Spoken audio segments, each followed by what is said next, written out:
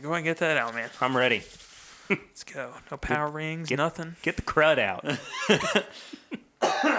Everybody cough. Even if you don't have to. It's posterity cough. Yeah. Sympathy cough. I got it.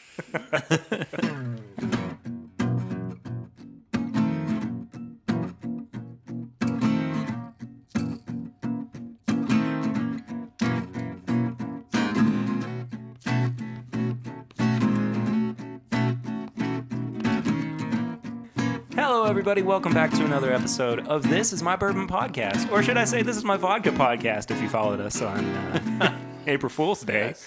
Which people freaked out about. And it was a lot of fun to see everybody's minds just melt. Anyway, I'm Perry. Shaken, not stirred. Yes. I'm your host. Thank you guys for being back here for another week. It's April. It's almost a month away from Kentucky Derby. Curtis and Swan are sitting here with me. Guys, welcome back to the show. Thanks. How's it going? Yeah. I always laugh after you guys say thank you because it's like neither of you know whether or not you're supposed to talk first. And so you just give us like, hey. Hey-yo. Well, not only is it April, this is also the last week before our very first live show, the Women of Bourbon at the Silver Dollar Club in Louisville, Kentucky. And I can officially say we sold out. Nice. We sold out. There we All go. 50 tickets sold out. I am super stoked about that. So, unfortunately, unless there's a huge last-minute push, there are going to be no more tickets available to those of you who did purchase tickets. Thank you. I am so excited to see you guys on Saturday and on Friday night at Cuvion for our meetup, which is going to be crazy fun.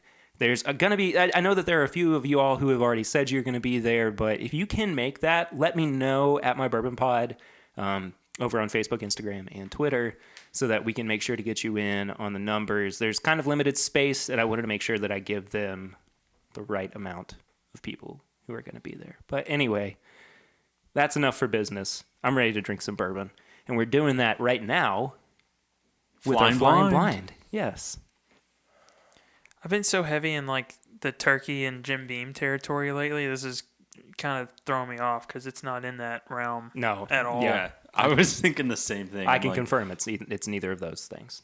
It's so light. It really is. And I want just a little more on that nose, you know? But the palate's got a lot more to it than the nose does. Oh, yeah. You guys getting like almost like a coffee? Mm-hmm.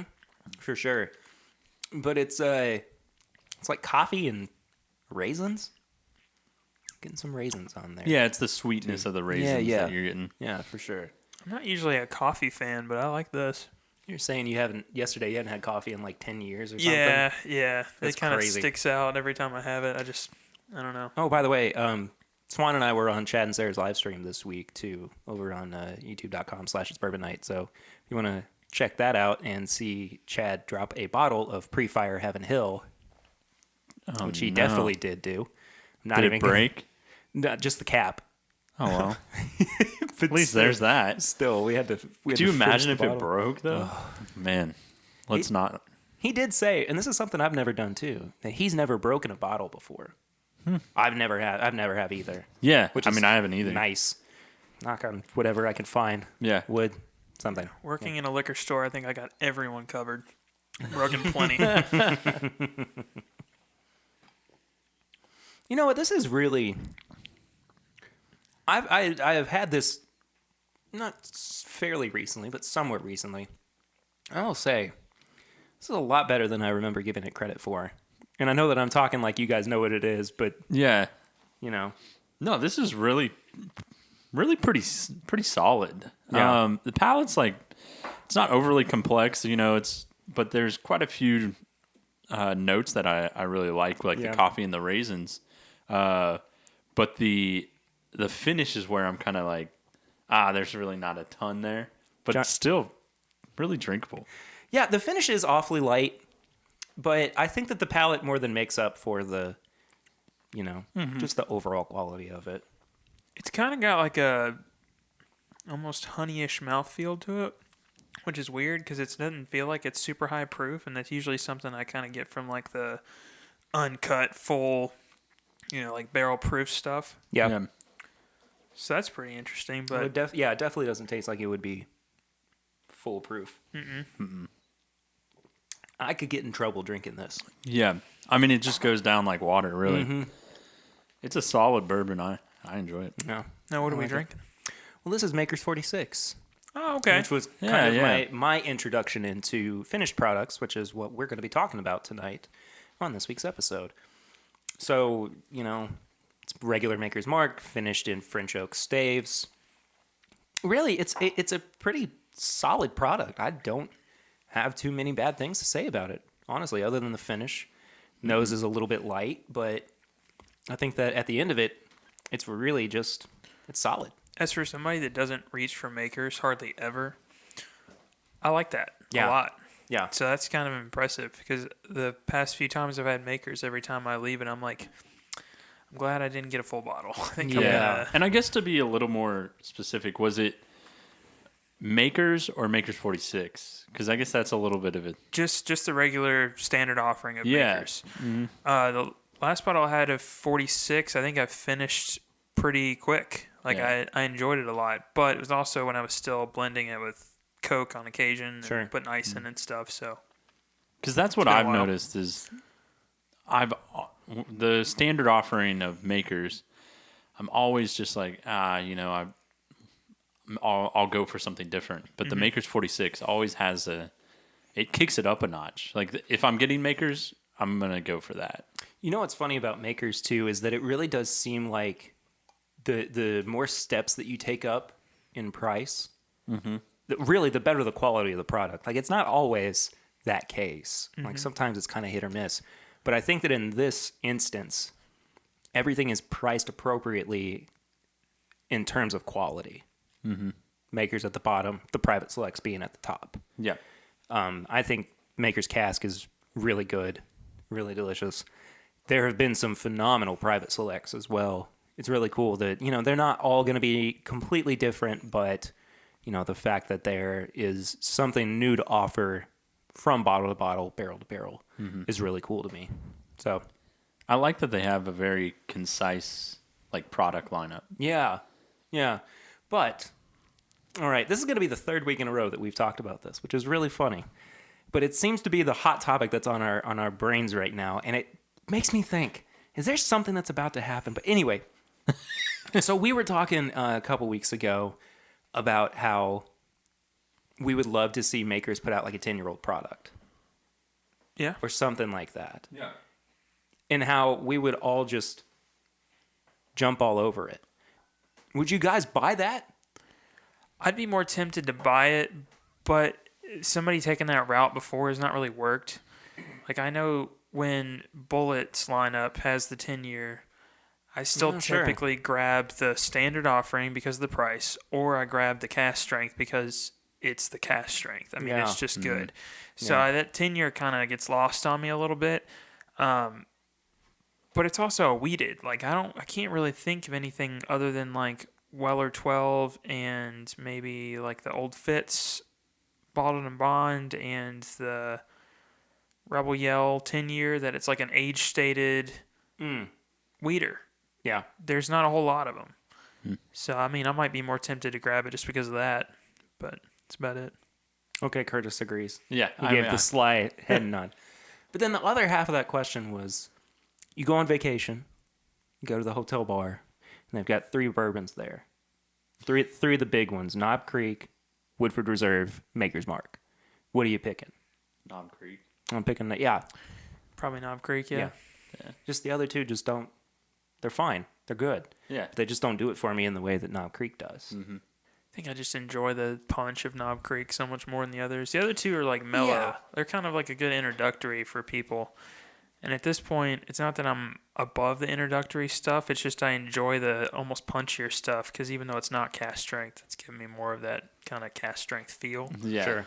So I tend to lean towards that. It has been interesting that my palate has developed into more of, I want more of the barrel influence and like darker notes. Oh, yeah.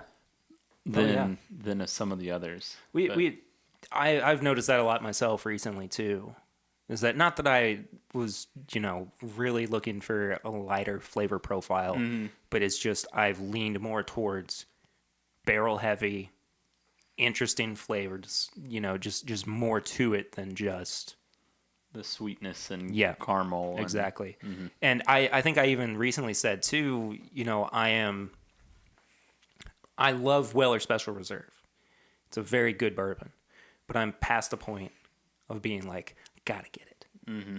Gotta find another bottle of it. That's probably because I have enough of it right now. I'm not wanting for it, but at the same time, I don't feel that like, oh, they've got Weller on the shelf or behind the bar.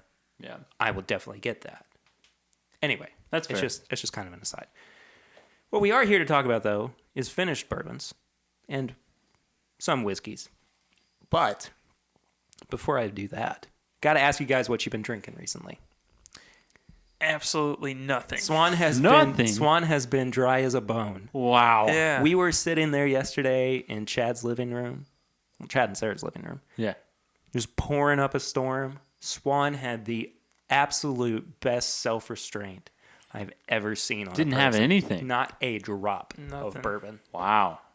That's Isn't that good for something? you, man. Yeah, no kidding. That's nice. Yeah, no, it's been it's not been great. I'm gonna be honest. Like, there's definitely days where you go home. You had that day at work, and you're like, I'm just gonna have a drink when I get home. It's gonna be fine.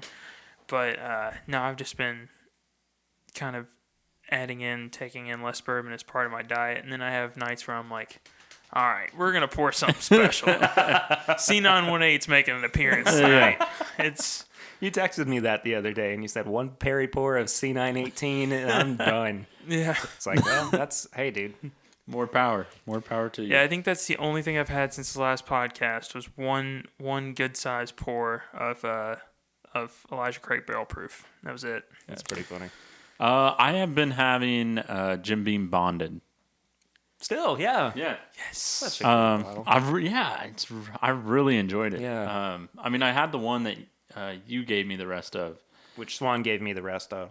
Yeah. That's funny. This happens all the time. Is like people are like, "Hey, take this and finish it," and I'm like, "Okay, somebody else take it and finish it too." But yeah, that's what I've been having. And then I actually just picked up another bottle of Jim Beam Bonded. Nice. I really like Jim Beam Bonded, and when the 6-year was the first rumor was going around that it was going away, I was like, this is it. This is a replacement. And we tried all the Heaven and Hill bottled and bonds, and I'm like, these are all great, but Jim Beam bottled and bonds got something special, and people are overlooking it. Uh-huh. You got to go back to it, man. Maybe that could be our next secret. The next Heaven Hill bottled and bond secret that we have. It's just a cheaper version of Knob Creek to me. Oh, yeah. It's still that kind of like punchy, 100 proof, good Jim Beam goodness. So I don't know. I love it.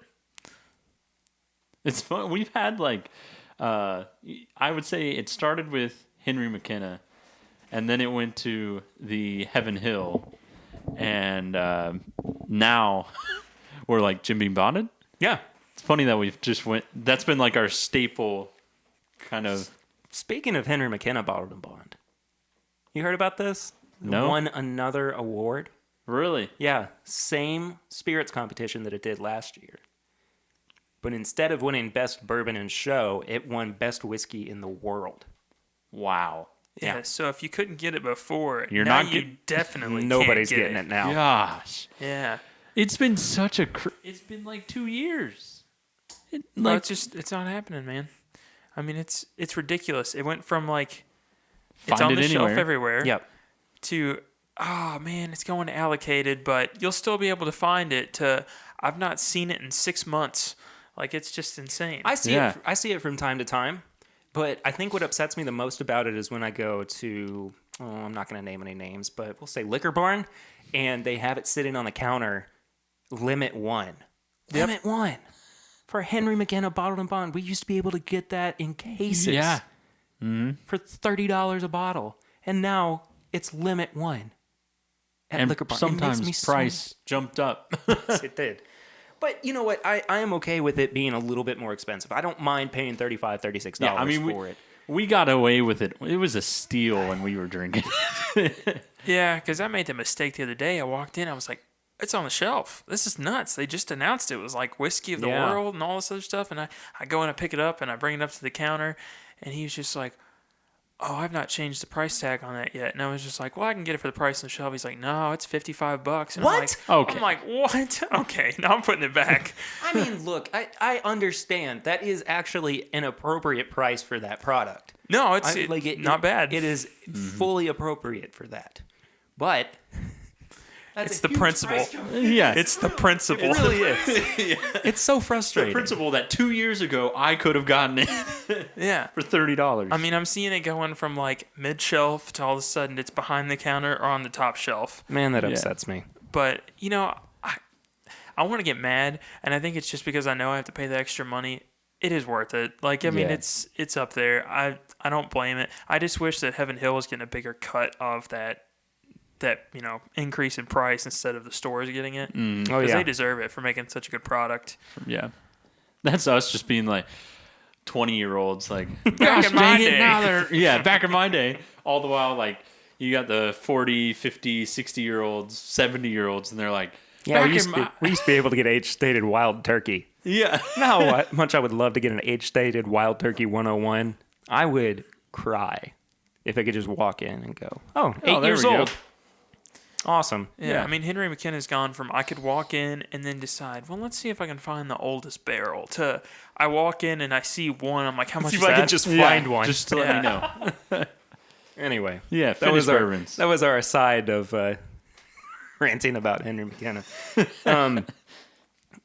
Just to wrap up what we've been drinking real quick, I did a really fun live stream collaboration last week with the Mash and Drum, Jason, where we got sent a sample flight from Monica and Brian and Tammy, and we did them blind, and it was really cool. The results, I thought for sure that the number one that I picked was an Elijah Craig Barrel Proof, and it was not. It was a Whistle Pig Rye pick. Wow. It tasted just like Elijah Craig Barrel Proof. I was ready to lose my house over it. I was so sure about it, and I was wrong. You were dead wrong, too. Wrong. Yeah, Like, he was not pretty even adamant. close to it. Wow. Brian's like, oh, Perry's going to lose his mind when he finds out what this actually is. And I sure enough did. Yeah. At least it was good. Yeah. No, it was very, very good. Yeah. Yeah, they picked some really good diverse stuff for that lineup. And if you want to go see the results of that, youtube.com/thismybourbon podcast. So we can do that. And the first half of that is over on Jason's channel as well at the Mash and Drum. But anyway, let's pour something so we can get into this conversation. Yeah. So I noticed something, too. I said this to you guys before we started, that I have a bottle of Angel's Envy that I've had for probably 3 years at this point. Not once have I looked at it and realized it's a pick from Liquor Barn. Like, it's over halfway gone. And I haven't realized it until right this second. And it frustrates me. But Because anyway. you talked about it multiple times. You're like, Angel's Envy is da-da-da-da. Yeah. I haven't had this in a while. You know, we talk about from time to time whether or not we like Angel's Envy. It's fine. I will say Angel's Envy finished dry. That's a good one for Well, me. that is also on the table. I know. I'm just saying. That will be. We'll have that next. All right. Why don't we? So let's talk about finishing products. What is finishing? So the basic idea of it, of course, if you don't know, is that you're taking the original bourbon or whiskey or rye or whatever, and you're removing it from its original barrel and then putting it in a new one that may have been used for wine, for cognac. We got a cognac one on the table, which is really cool. Sherry, and sometimes even like Woodford will do, they will barrel it in another new bourbon barrel. Jim Beam does the same thing too. There's some other distilleries that do that as well. But the big debate recently has been whether or not finished products are still what they originally were called. So say it's a bourbon finished in sherry casks. Mm-hmm. Okay? There's been a lot of debate over whether or not that's still bourbon. Because in the legislation, in the law, around bourbon, it says that all of the flavor comes from the grain and what it's aged in, which is that new charred oak bourbon barrels, and that is what legally makes it bourbon. And any other attempt at changing the flavor automatically disqualifies it from being bourbon. So my question to you guys is finished products, still considered their base spirit when they come out of that second, third, fourth, however many barrels? That is such an interesting question. Isn't it? Yeah. And it's something I've been like just wrestling with a lot recently too, and just thinking about, because it changes my whole understanding of the bourbon industry. Yeah, and what bourbon is. Yeah. This is just like knee-jerk reaction, but I lean towards it's not then. If it's stated that Perry just made a very... Nope. Just, I made a face. So I guess I'm going to go with it's not. Just based off the wording and the description of exactly what, like the legal jargon of what it is. And that's how I've been leaning too, is thinking, no, it's not still bourbon. Now, I don't have any problem with a distillery on their bottle saying Kentucky Straight Bourbon Whiskey finished in whatever casks. Yes, because whatever barrels. That's what it was. Exactly. It was bourbon that we finished. And I think that if you're going to do that, it needs that caveat on the label to then still qualify for all of its quote-unquote legal qualifications. My point is that it just seems to go against what bourbon actually is. I would kind of agree with you guys. I don't think it's necessarily bourbon anymore, but I almost prefer them put Kentucky Straight Bourbon Whiskey finished in blank than just say this is just a whiskey. Yeah. Now, just because then you kind of get the descriptor of what it was beforehand, before it got finished. So, I mean, I like the way that it's worded now. I'm perfectly fine with it, because then at least I know that, it's, say, for instance, like the Bell Mead that's sitting on the table. I know this was their normal bourbon product they were using beforehand. They've just done something to it instead of thinking, well, it's Bell Mead whiskey. Was it the bourbon they used before? Did they make a new mash bill specifically for this? Would they put it in? Yeah, it's completely, kind of messed up if you don't have Kentucky Straight Bourbon Whiskey finished in blank. I think that what is important about what we're getting at too is that this is supposed to be something to help inform consumers, making smarter buyers, smarter bourbon drinkers too. Because, I mean, people aren't just doing what they used to do. They aren't just grabbing their handle of, Jim Beam, Cabin Still, whatever, off the shelf and going home. They want to know where that product came from, how it was made, even down to where the grains come from before it was actually distilled. And I think that this is just, finishing is just another point along the way where people want to know what's happened to it. And I think that the less clarity that we're given, the less transparency that we're given in the bourbon industry, the less people are going to want to be a part of it.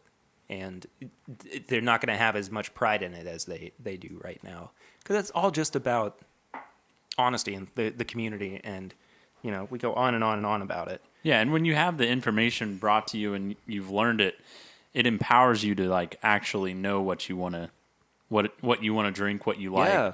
Empowers your palate, like what notes or what, hey, I like bourbon more than like finished stuff and stuff like that. So yeah, I think the signifier of having that on there is perfect. That yes, I want to know that I'm drinking the bourbon, but it's also finished. Yeah. I think it's great for bourbon, like nerds too. I mean, if you think about it, like the more information on the bottle, the more likely I am to consider it special for whatever reason.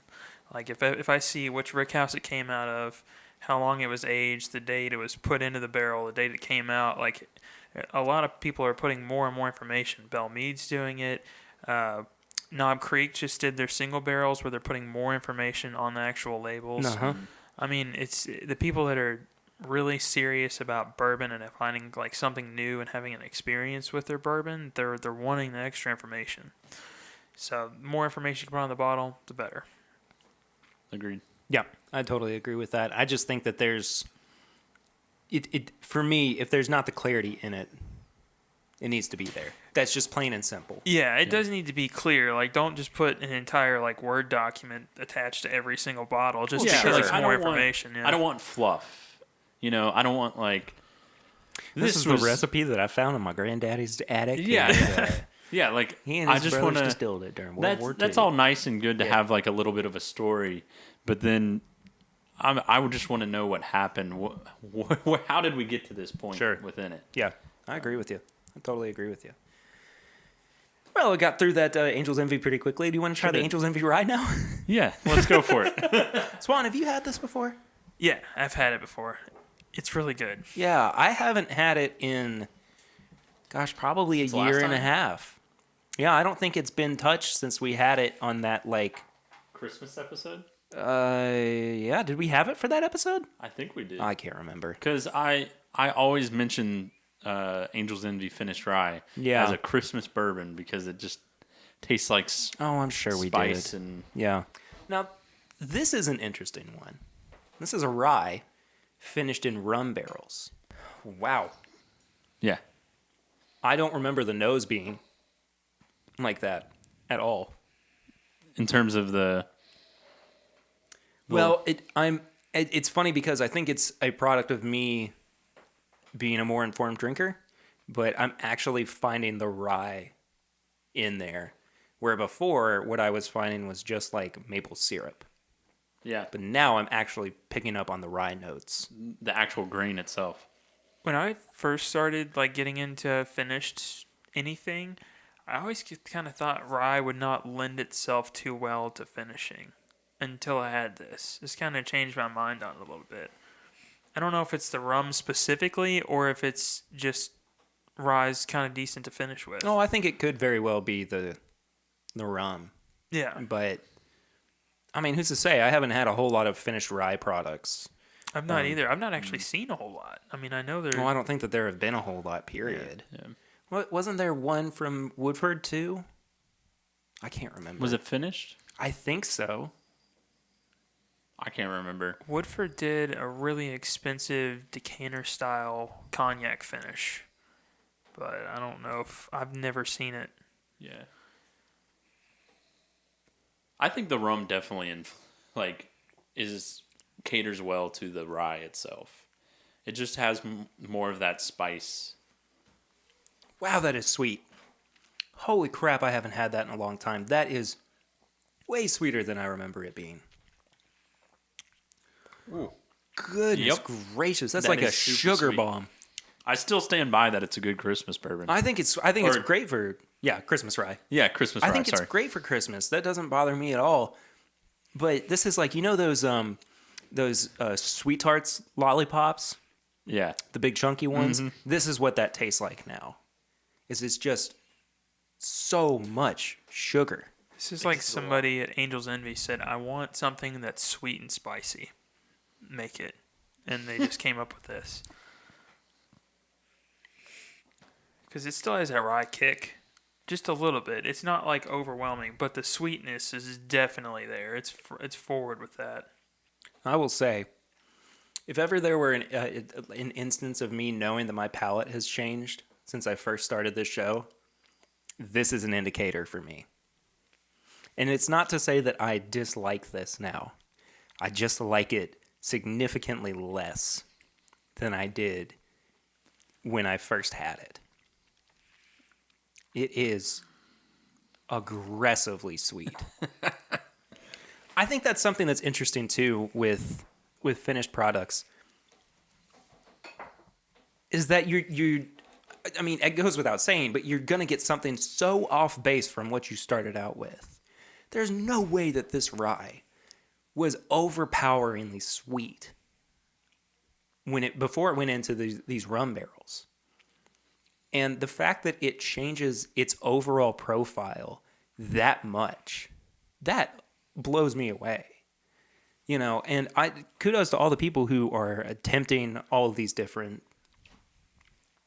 finishes and trying new things. Not everything's going to work out the first time, the second time. It's always kind of a crapshoot. So, the fact that people are putting forth the effort to find out what's going to work, I think that's pretty cool. Man, it is super sweet. It's almost like a pre-made cocktail. Yeah. Boy, it does make me miss Christmas, though. I'll say that much. Yeah, I mean, it makes me miss the holidays, man. I think the only time I would be like, yes, is at Christmas time. Gosh, I bet it'd be really good in some eggnog. Yeah. Mm-hmm. Like Christmas time, right before, like on Christmas Eve, watching like this, like if you've ever watched The Christmas Story, after they open all the presents and it's the night after. Yeah. And they're like sitting just watching the snow fall. Yeah. And it's perfect for it. Yeah, it's perfect for it. Yeah, it might also be nice. Like, I know when I eat something sweet and then I have something that's got a big sweet element to it to drink right after it, it kind of mellows that out a little bit. Maybe if you were pairing it with something, it would go really well. Other than just pairing it with Christmas. I mean, that's going to go well. But I don't know. I definitely want it at Christmas. Here's how much I think that's the conclusion. Yeah. Here's how much I can smell this, though. This glass is probably, like a foot and a half away from my face? Yeah. I can still smell it. It's ridiculous. It is potent. Yeah. It kind of has it really is like Christmas in a glass. Like now I'm starting to smell like chocolate covered pretzels and like caramel popcorn. Mm-hmm. It's so weird. It happened the way that it did, but and gingerbread cookies. Just Christmas. It's just Christmas. It really is, yeah. And I've always said that since I've tasted it for the first time. Mm-hmm. Yeah, absolutely. Where should we move to next?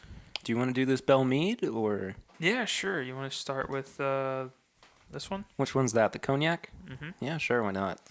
Now, I've never had... So, Swan, actually, I'm going to let you tell how you came across these bottles. Yeah, so I went into a store and very top shelf, a guy said they'd been sitting there for a little while.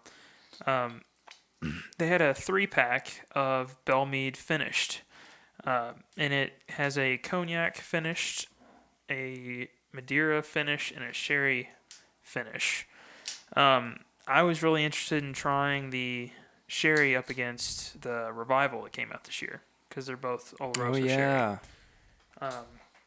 But I wanted to also try the cognac, and it was kind of pricey. Oh, yeah. And the 375 of it, and the pack was a lot cheaper, so I thought it'd be a good way to try it. Do you like cognac? Not really. I mean, it's... Have you ever had it? Just once. Yeah. It's fine.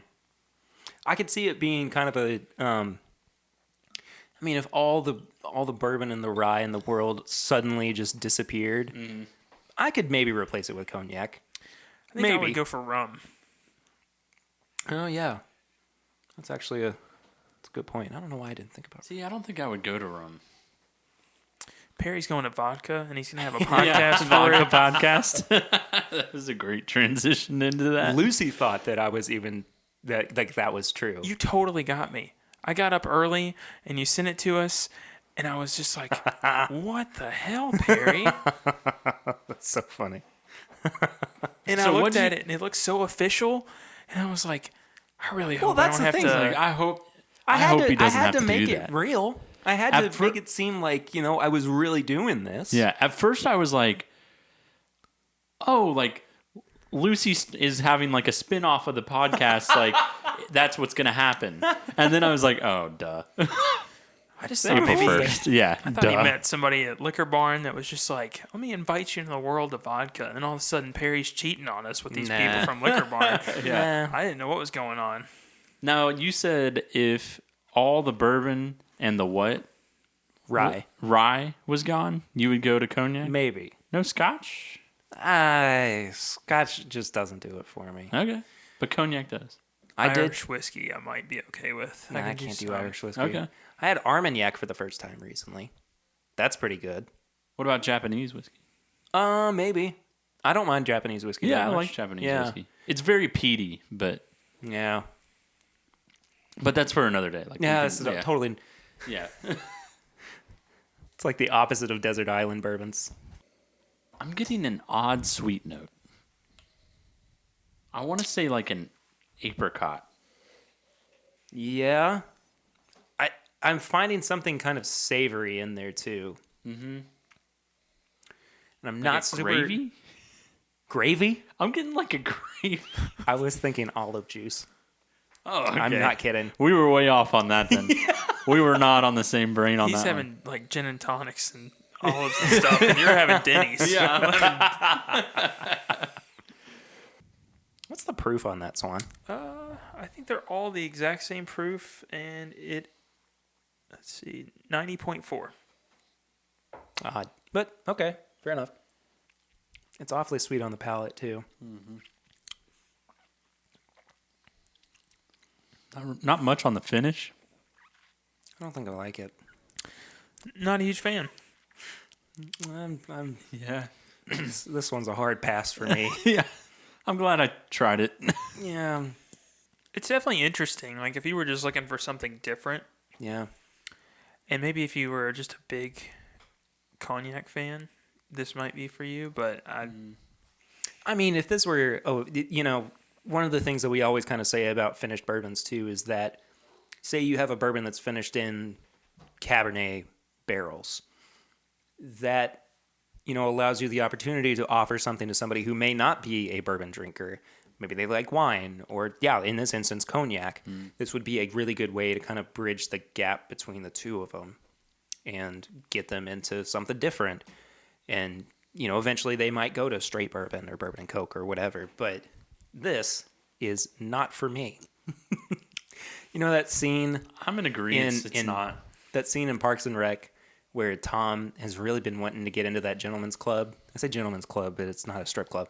But and Leslie at the end of it, clears out a room for him and everything, gives him a smoking jacket and a cigar and a glass of scotch, and he sits down.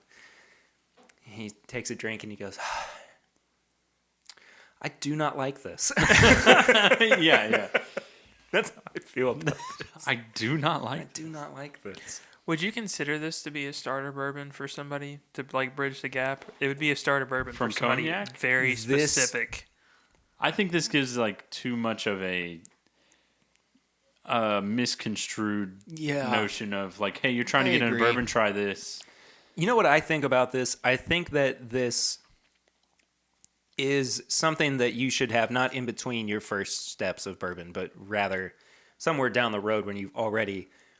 If I had this maybe a year ago, I probably would have been off Bourbon's of not for me. Yeah. Not a year ago, rather, longer than that. But my point being that this should be something that you have after your palate's developed. Yeah, I like being able to pick the bourbon notes out of it and then kind of find out what the cognac did to it. It's very tobacco-y.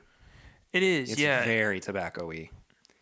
I think I like it better than you two do, but not by a whole lot. I mean, it's... I think in terms, Perry dislikes it the most. I'm right next to him, and then you're right behind. Which is fine. It's divisive. Maybe I just like cognac and I need to go get a bottle. Who knows? I mean, it's sweeter, and I like some of the sweeter bourbons. I tend to lean super sweet, kind of like the Angel's Envy rye, or super really dark. Dark and savory, like George T. Stagg territory. Yeah, man. Yeah, I just don't. I don't know about it. It's like a chewing tobacco in my mouth. See, I've never chewed tobacco before, but I've smoked, smelled it. Yeah, even if you have smelled chewing tobacco. Yeah, that's what it kind of. I smoke cigars. Yeah, I kind of wonder how this would pair with a cigar.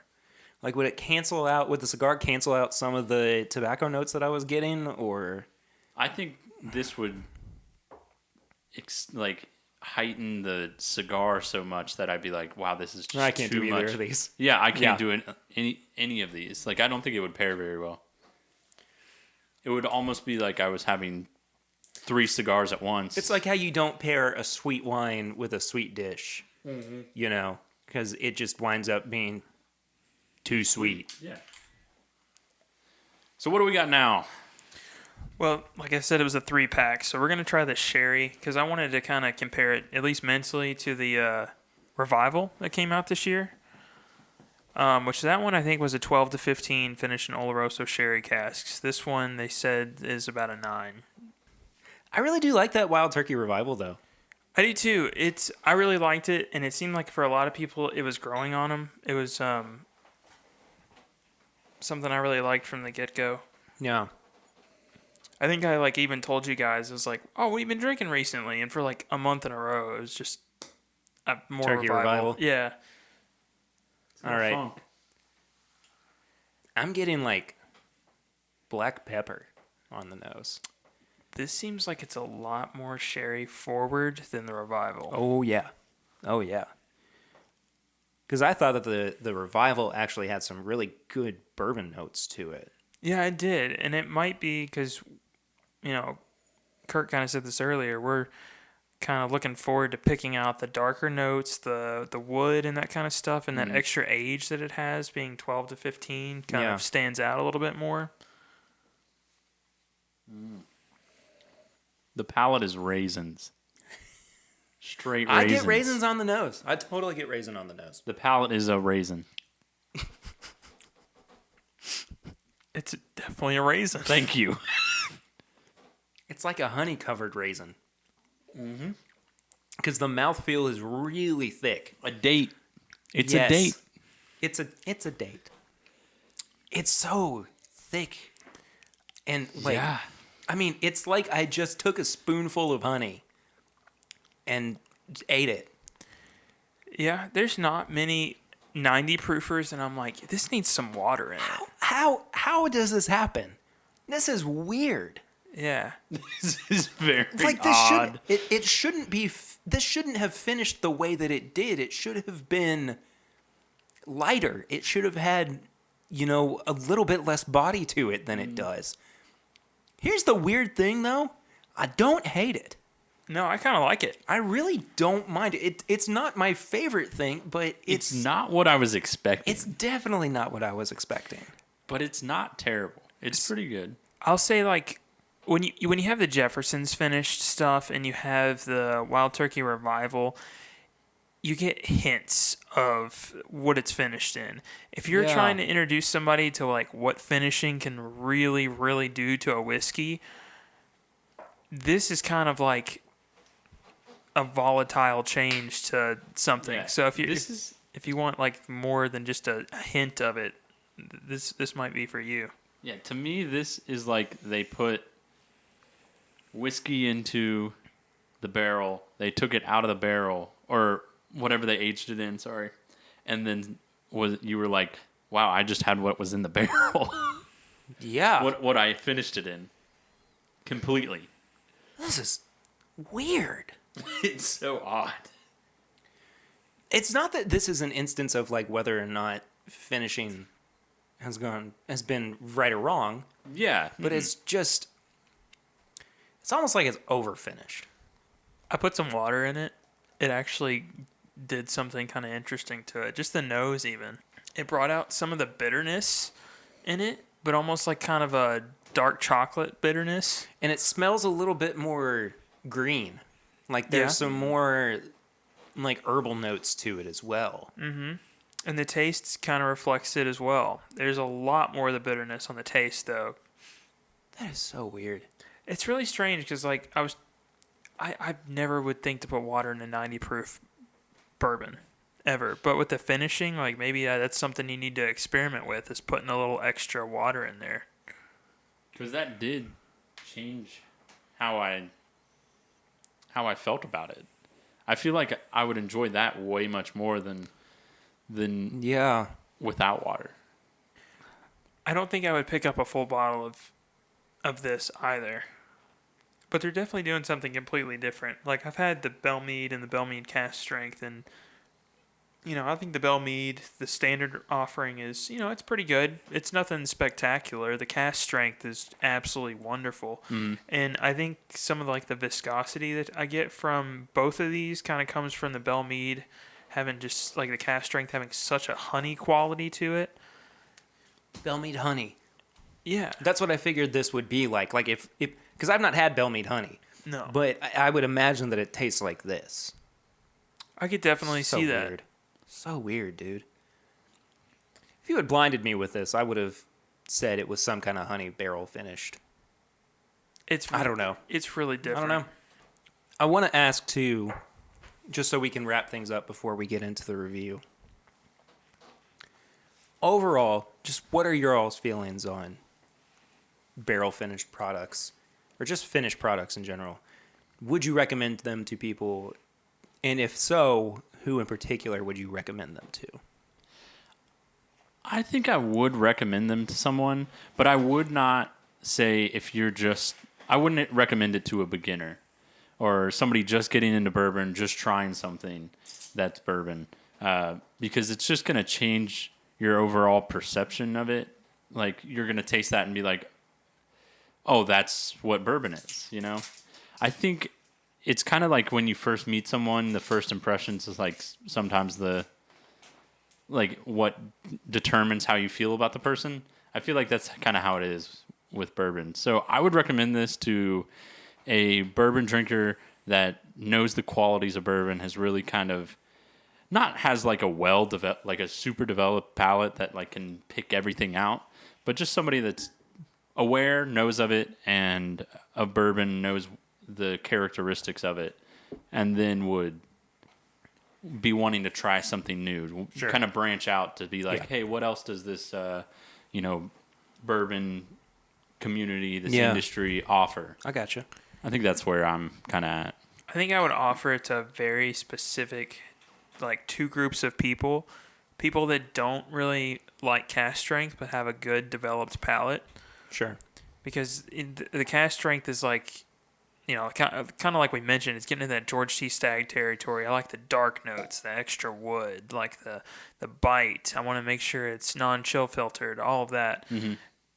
And then I would also recommend it for people that are trying to bridge that gap between wine and that being their favorite thing, but them kind of getting into bourbon. Like, I remember listening to the Old Carter episode and him being just super into wine. And people like that, I would really recommend them getting into something like this to try it, because it's going to be a blend of two qualities they really like. Mm-hmm. I don't know how I would feel if I was a wine drinker and then transitioned and was like, oh, let me try this. I don't know if I would like it. Well, but I think that it would be a good way to start that transition. Mm-hmm. I think that because maybe I said it earlier, your palate's not accustomed to bourbon, but it's accustomed to wine. So you're going to have something that helps you bridge that gap into maybe liking bourbon. It doesn't have to be that you like it. It's just maybe something that's approachable. Say maybe you just go to a party and it's, bourbon heavy. You want to be a part of it, but you don't necessarily want to drink the bourbon. Mm-hmm. There's a wine-finished bourbon, or you bring a wine-finished bourbon, and that's what you have to be a kind of a part of the group. I think that that's an okay way to go about it as well. I could see that. Especially with the proof of wine being lower, you could probably throw some like ice cubes into the sherry-finished Bell Mead and be just fine. Mm-hmm.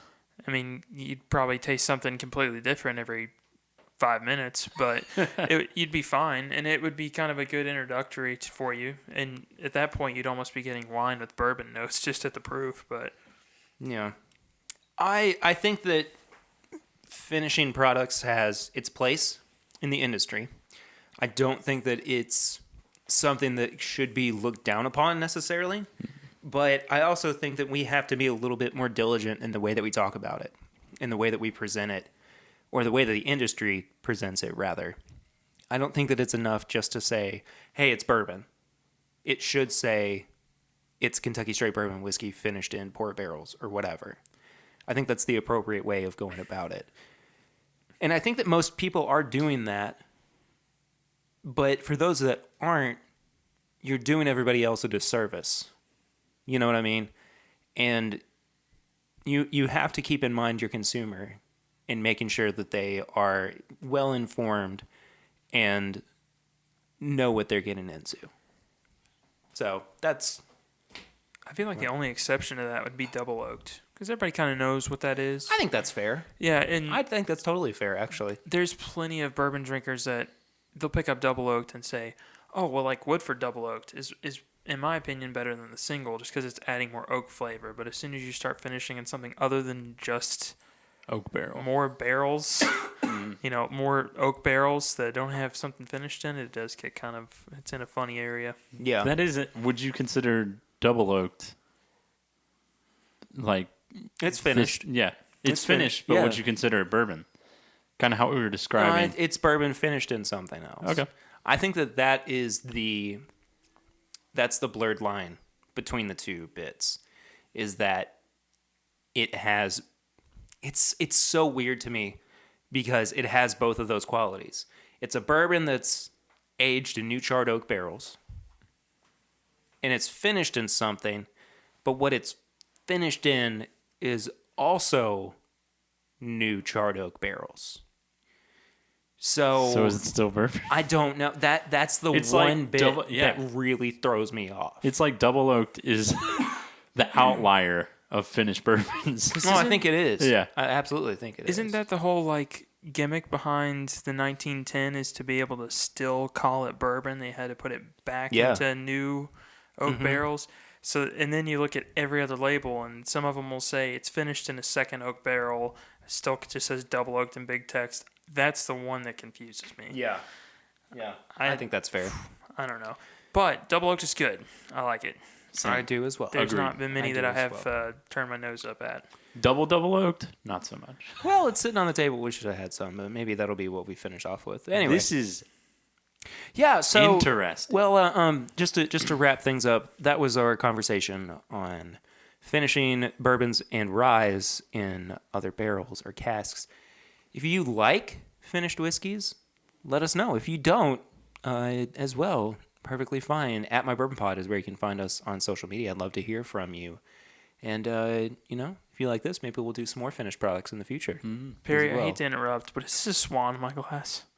That very well might be a swan in the Willet logo. Whew. Do you have a new favorite glass in the Pear Bear household? Absolutely. Well, I'm drinking out of my new favorite glass as well. Oh, It says Perry Pour on it. Look at that. Big shout out to my buddy Travis Gintz for making this glass happen. That's cool. Anyway, as I said, that does it for our conversation on finished products, but we are not quite finished yet. We still have our review of the episode. This is Legent. Two true legends, one truly unique bourbon. It is a collaboration between Fred No and Shinji Fukuyo. I probably butchered that. I apologize. But It sounded pretty good. it's a mix of, not a mix, but it takes two different master distillers. One from Jim Beam, Fred No, of course. And excuse me, actually not another master distiller. It says it was blended and refined by chief blender Shinji Fukuyo. So, apologize for that. But it is Kentucky Straight Bourbon Whiskey, partially finished in wine and sherry casks. Partially finished is a really interesting way of phrasing that, I Does would that mean say. that It was the only thing I could think of is if they sent half the barrels over, he finished them how he liked, and then That's totally here possible. We had unfinished product that got blended in with Yeah. those finished barrels. I honestly have no idea. I would it's like to beyond me. know what exactly happened. 94 proof. Every sip of Legend is worth savoring and sharing. Kurt, how do you feel about the packaging of this one? I actually think it's pretty nice. I like the bottle. Yeah. I like some of the aspects of the design. I think so too. But I think overall, I think that like the actual design of it is just kind of weird. Like there's not a whole lot of clarity to it. I would say. think the bottle is very nice. It's very well Yeah. designed. It feels like very significant in the hand. Yeah. I think the layout of the copy. I know this is like getting into like graphic design. This is and, why like, I asked you yeah, though. I know. I will say the swash, like the stroke, seems a little abrupt to me.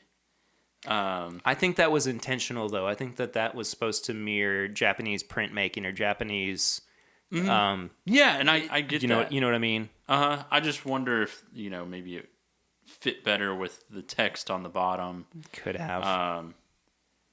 And then like the description on the back's a little hard to read. Yeah. Remember, folks, we started the show because there were 3 graphic designers that liked bourbon. Yes. And I had an apparel shop. So Yes, exactly. This kind of conversation comes up from time to time. So anyway. But overall, I think it's a pretty well designed bottle. Yeah. There's a few things that I would be like, well, maybe you try this rather than that. Yeah. In terms of the layout of the type, but overall, I think it's nice. And like I said, I think I like the shape of the bottle better than I do the actual packaging of it. Or I agree. I like the shape of the bottle for a specific reason. It's a blend of Kentucky bourbon. And have you ever seen Hibiki? Yes, Yeah, that's exactly what it is. They've got the stout cork up at the top, like the thicker cork, and then they've got the skinny neck into the wide body. That's exactly what they went for mixed with it. Almost like a Russell's bottle. So they've literally blended the bottle shape. Look at you, Swan. Look at you. I may have dropped out of graphic design, but I still got something. You've really spread your wings and flown right into the sun. You got way too the close. bottle is really cool. What do you guys think about the nose? It's nutty. It's nutty, and it kind of reminds me of buttered popcorn. Yes, it does. It's very buttery on the nose. Very buttery. I'm getting like a cherry blossom. I'm definitely picking up like the wine from the finish, for sure. Going back to the Belle Meade, this is how you do something a little more subtly. Yeah. More nuanced. I agree. Yeah. And I think with us having a palate that's kind of gone past that, it's nice to have something subtle as to where when I started, I have trouble picking up notes of things. This just smells like bourbon. So now that I'm able to hunt for the notes, this is great. Maybe with the Belle Meade, I would have appreciated it more when I first started now that I think about it because I couldn't pick up any notes other than just bourbon. Yeah, I gotcha. This is so cool. Just in the sense of, on the top it says Kentucky, Japan. It's so much like back and forth. And then Did you take the cork out? No. Take the cork out and turn it upside down. 2 legends, 1 bourbon. That's so cool. It's more than just the top message. Yeah, it's more than the top message. And then also even on the left side of the bottle, it says a bold Kentucky bourbon by Master Distiller Fred No. And then you go to the next side of the bottle and it says blended and refined by Chief Blender. Yeah. But I'm still kind of getting like a little bit of a honey note in there too. Yeah. Which is interesting. This is a very different nose.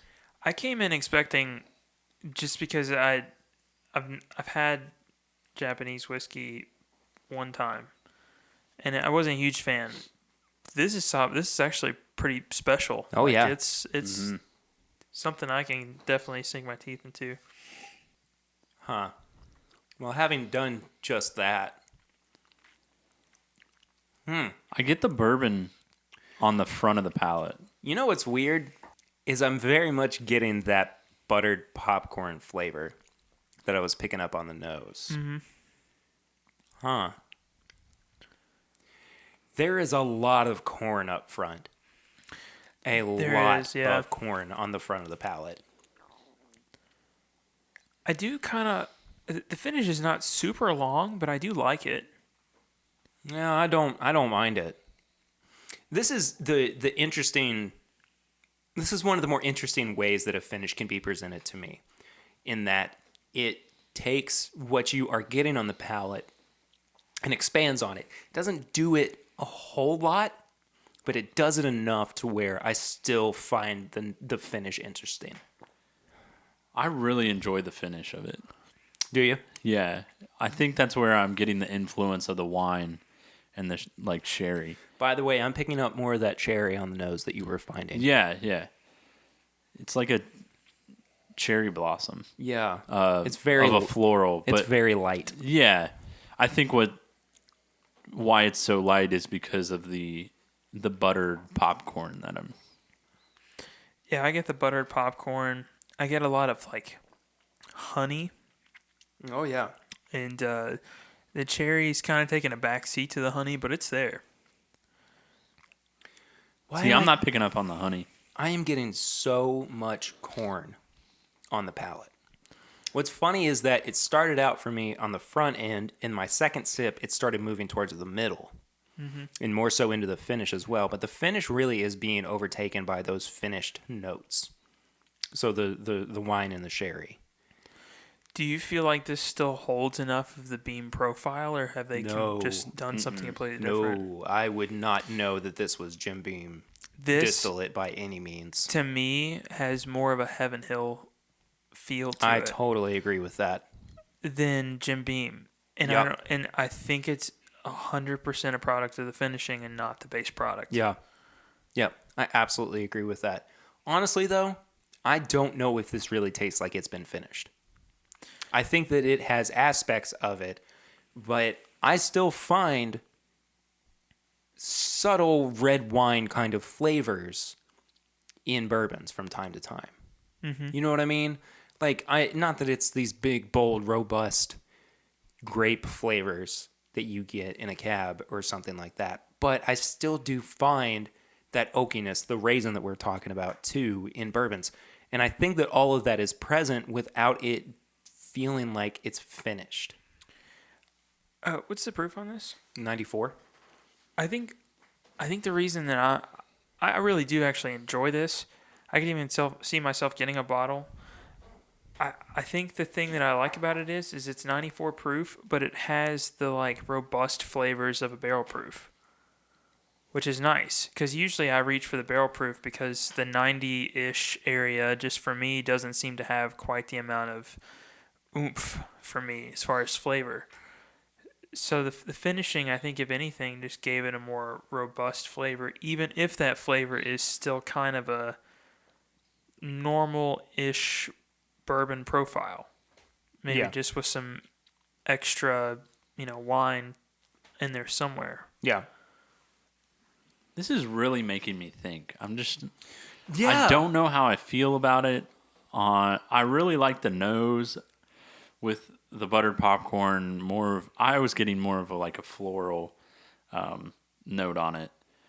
But then the palate happened, and that's where I started to realize some of the bourbon aspects and the spice and the punch and, like you were kind of speaking of. Mm-hmm. But the finish has an odd finish at the end, like at the very end. Is that just me? Did you get that? No, I know what you mean. It's a little bitter. Bit bitter, exactly. Yeah. Exactly. This is going to be a really interesting review for us. And I feel like we're going to kind of, it's going to go one of two ways. We're either all going to be on the exact same page, or we're going to be wildly off from each other. Oh, man. Well, anyway, as we get into this, we have a review system of nose, palate, finish, and price. Each category is out of 5, and we tally everything up for a total out of 20. Who wants to go first on this one? So for the nose, I think I'm going to give it a 3. There was something I really enjoyed about the nose, and I believe it was the floral note that I was getting, and a hint of that buttered popcorn. I felt like that was a nice kind of compliment to it. Yeah. So I think I'm going to give it a 3. You know what? I sorry to interject, but I just figured out what the buttered popcorn flavor was on the palate that I'm finding. It's the corn that you were talking about? No, it's a jelly bean version of buttered popcorn. Yeah. It tastes artificial. That's so bizarre. Sorry. Anyway, go ahead, Swan. I actually really liked it. I gave it a 4. I thought it was really good. I like the, and I think it may just because I like the smell of buttered popcorn. Like, if you go into a movie theater, I'm never super excited to get kernels stuck in my teeth or anything. But you walk in, you're like, this is a movie theater. Yeah. I really liked it, so I gave it a 4. You know what's funny is I'm right between the two of y'all. I gave it a 3. Oh wait, no, you gave it a 3 as well. I gave it a 3 too. No, yeah, sorry. No, I gave it a 3. Yeah. I think that it's good, not great. It's got things that I enjoy, but I'm not over the moon about it by any means. The palate was my highest score. Well, tied for my highest score at a 3.5. Okay. Yeah. Interesting. Yeah. I thought the palate was where a lot of the punch for this one came from. Like, it had a whole lot of flavor to it. And I find myself thinking about that more than I do anything else on this. But yeah, 3.5. I'm going to go with the palate a 3 again. Yeah? And it's for, I had all of those aspects and had more of the punch, more of the bourbon, spice and caramel. But then there was something just like bitter about it that I didn't really enjoy. I couldn't decipher what that was. It might have been the finishing of the product, but I still liked it. It just is. This has been a really tough bourbon. I mean, like finished. Yeah, it's okay to call it bourbon. Yeah, bourbon that it's puzzling me. It really is. Yeah. I gave it a 3.5. I liked it. I think I would like it better at a cask strength, or like a higher, Even 100 proof. or even 100 proof, just a little bit more proof. Just because I feel like if it was even just a little bit more like proof heavy, maybe I wouldn't have that corn be so forward. Maybe it would be a little bit more oak that was kind of taking that in. So then I would have the kind of the sweetness from the wine finish mixing with the oak instead of just the corn. Because there's some bourbons that I have the corn forwardness and I immediately think, this is just super high corn and maybe a little young. Uh-huh. And then there's others where, you know, like even in like mellow corn where it's cheaper, yeah, but it's corn forward and I don't mind it at all. So I gave it a 3.5. It's kind of leaning towards the better, but still the middle. Yeah. What about the finish? So the finish I gave a 3.5. Okay. Yeah, I like the finish just as much as the palate. It's not super long, but it still has a good amount of flavor to it, and I like the. And you've mentioned this before. It's not kind of like that building heat to a Kentucky Hug or anything, but it's got kind of that viscous, like dripping honey feel to it, which I enjoy. So I gave it a little extra for that. I still think the higher proof would have been something I looked for. Yeah. I went with a 3.5 as well. That's the part that I enjoyed the most is that it started to get towards more of the what it was finished in, a little more of the that wine, that cab feel. I would definitely agree with having the proof just a little higher. I think at that point it would give you more of what I was looking in a finished bourbon. But the finish was definitely my favorite part of it. So I gave it a 3.5. The finish was my least favorite part. I gave it a 2.5. Ah. I was not a very big fan of the finish. It kind of gave me a weird aftertaste, too, that I'm not really a huge fan of. And while some of the flavors were there, you know, I said originally that this was a good indicator of, you know, I'm going to like the finish. But then the more I had it, the less I felt that way. In that it didn't keep going with the palate. It didn't present more flavors. It just tailed off, had the weird aftertaste, was done. I will give you that a little bit, like not, I don't know if you necessarily call it an aftertaste because I usually get that right after the finish kind of stops. But like after not having a taste of it for a while, it's almost kind of like a medicinal quality. It's not super strong, but it's there. Because, you know, like I mentioned, it's with the finish, it's kind of viscous, so it's still sitting in my throat a little bit. Yeah. And I thought that it was kind of a blend. It was blending from the palate to the finish. That's kind of how I took it, was that the palate started to, like, overpower that finish. Yeah, I can see that. What's the price on this? This is $35 a bottle. I gave the price a 3.5. I think that it has a lot to offer that is not necessarily. This is very unique for a bourbon in this price range. The packaging is beautiful, as we were saying. It's definitely a not necessarily once in a lifetime, but it's limited, so there's going to be some of that aspect to it. You know, there are so many limited products that you can get for 2 or 3 times the price and maybe not be this good. I'm not raving about this by any means. If there was a little bit more to it overall, I could see myself bumping it up in price, but I think that it's a 3.5 for me. And so overall, I gave it a 12.5 out of 20. I think I'm going to go with a 4. And I almost ventured to say a 4.5. I know that's like, pretty crazy. Wow, that's high. Yeah. And I almost did that, and I was like, no, that... The only reason I say that, though, is... So I'm going to give it a 4. But the reason I say that it's such a good price is just the fact that name another product that you'd be able to have a master distiller create the product and then have it mixed and collaborated with another... another master of the work, and all the way in Japan and like cross the entire world for it to be finished how one person saw it. And I think that's why I think it's so cool, is that there's no other product that you're going to be able to find. And the fact that it's only $35 to me is a steal, just in the sense of getting something so unique, something that's so out of the box that you're not going to have. So I think that's why I gave it a 4. I gave it a 4.5. Wow. Yeah.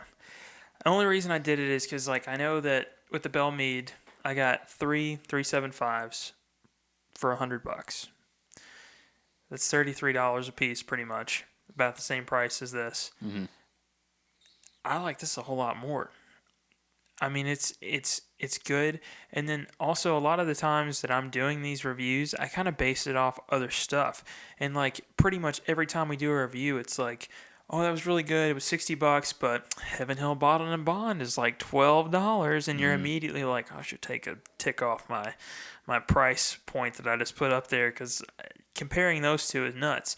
Well, then, like you said, you go to compare this to anything else finished exactly like this, and you're like, oh, there is nothing like this. Yeah, there's nothing like it, and you're going to be, if there is something like it, you're spending $60 to $85 probably. Yeah, like I could have easily seen them just with the way this bottle looks and, the limited availability saying, it's $80. Mm-hmm. And I'm sure one of us or, all of us would have gone in to get at least one bottle of it just to try it. And they didn't. They put it out. I think that's remarkable. So it's getting my highest out of the 4 categories for price. I think that's fair. I just that was the same for me. I just didn't see the quality of it, I guess, in regards to everything else that was surrounding it. It's again, it's not bad by any means. It's just the way that I'm seeing the, how it is. Yeah, just that kind of face value. That's perfectly fine. I think I like it more than you too. So that's kind of playing into it. Yeah. Because if I found another bottle of this, I'm probably going to pick it up. Yeah, You're probably not going to go pick up a second bottle because you've already got one. Yeah, probably not. Yeah, and that's perfectly fine. It's meant to be divisive, just like all the Bell Meads that we tried and everything else. So it's. I think I definitely would pick one up. Yeah, for $35. Yeah, I think that's for fair. $35. That's fair. Yeah. Well, I think that about does it for the review. We got one segment left before we get out of here, and that's tips and bits. So, guys, what tips and bits do you have this week? You got any? Yeah, I'm good. Okay. Whoops. Swan was like, freeze. Hold up. I'm froze. I don't know. So my tips and bits is going to be Keeneland Spring Mead. Yeah, heck yes. Yes. Heck yes. The Keeneland Spring Mead opens on April 4th through the 27th. Our big campaign is See You at the Races, and all around town you'd be able to see like the Keeneland saddle towel flags, and just really like bringing the community together. Yeah, you guys have done really well with the branding this year. Yeah, we've really tried hard to do that and bring community back into it. Yeah. And just really get them excited for the races. And, I'm excited. Yeah, in terms of Lexington and the bluegrass, you always, the next time you might see somebody is like, oh, I'll see you at the races, or, something like that, because that's the next time I'm probably going to see you, or something of that matter. Right. And it's such a Kentucky aspect, and horses, and it ties in with bourbon too. So definitely come out to the spring meet. Yeah. And also that's a little bit of a plug because I work there. No, it's all good. It's all good. All right, got one now. I've been listening to even more music than last time around. There's this kid I found. He's 18. He has a YouTube channel, and there's kind of a stigma behind people that just grow their following on YouTube. But Cough, cough, Justin Bieber. yeah, this kid is something special, man. It's insane how talented he is. Like, the stuff he puts out compared to the album he just put out is completely different. His name's Quadeca. Yeah, he just put out an album, and he typically does like those, like, you can tell he's aiming for a radio hit, and then he put out this new album where it's kind of like that atmospheric, dreamy type rap and stuff. And he does this thing on YouTube where he does styles of rap, and he'll go through literally 100 artists and mimic them. And so he'll do, Jay-Z, he'll do Kendrick, he'll do all the big ones and even the small ones. And then you listen to his album, and you're like, he just did the styles of rap thing in the album. So at one point, I'm like, that sounds like Childish Gambino. Oh, he's doing Logic now. Like, he just switches back and forth. That's so cool. But the thing is it's seamless, and it doesn't feel like it's forced. Like, you can tell he's just doing that styles of rap thing in this. It's pretty cool. He's got a new album out called Voice Memos. It's worth listening to. Awesome. Yeah. I've been listening to a very funny podcast called The Grub. It's comedians. They do sketch comedy basically throughout. It's just ridiculous, stupid, funny nonsense that I enjoy. And I have to try not to listen to it at work because I wind up just laughing while I'm listening to it. That's really about it for me. I have been kind of slammed with work, so I haven't been getting to enjoy. Yeah, that's why my tips and bits was Keeneland. It was work. Yeah, exactly. Yeah. Well, also, Railbird Festival come out. Oh, heck yes. That does it for us this week. Thank you all so much again for hanging out with us. If people want to find you all on social media, Curtis and Swan, where can they do that? On Instagram, you can find me at KurtCon, and on Twitter, Kurt_Con15. And I'm at the Bourbon Finder on Yes, Instagram. sir, you are. Yes.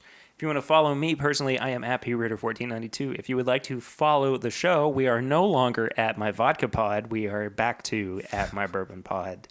It was a very successful April Fool's Day joke, if I do say so myself. But anyway. Perry's laughing at him. It's awesome. I had this idea. Man, I'm good. I had the idea at like 10 o'clock last night, and I was like, oh, I got to do it. And I mocked it up real quick at work, and I just threw it up, and people have lost their mind. It was great. It was fantastic. So anyway, at My Bourbon Pod, of course, is where you can find us. If you want to send in a question or a comment, you can use this My Bourbon Shop at gmail.com. Give us a 5-star rate and review on the old iTunes or wherever you listen. Tell your friends about the show if you haven't done that yet. Oh, gosh, what else? Bourbonshop.threadless.com is where you can find all of our apparel and merch. And then the big one, of course, is patreon.com/mybourbonpodcast. For as little as $1 a month, you can become a patron of the show. We have a really fun, really cool little community. Once we hit our next goal of $250 a month, we are going to start doing pretty regular Google Hangouts with our listeners, as well as, I believe, doing live streams for the Patreon members where you get to see us recording pretty much every episode. So more info on that to come. Again, patreon.com/mybourbonpodcast. That about does it for us this week. I'll see you guys on Friday and Saturday for the meetup and the live show. I'm so freaking excited for this. I can't believe that it's already here. And then again next week for another brand new episode. But until then, I'm Perry. I'm Curtis. And I'm Swan. And this is My Bourbon Podcast.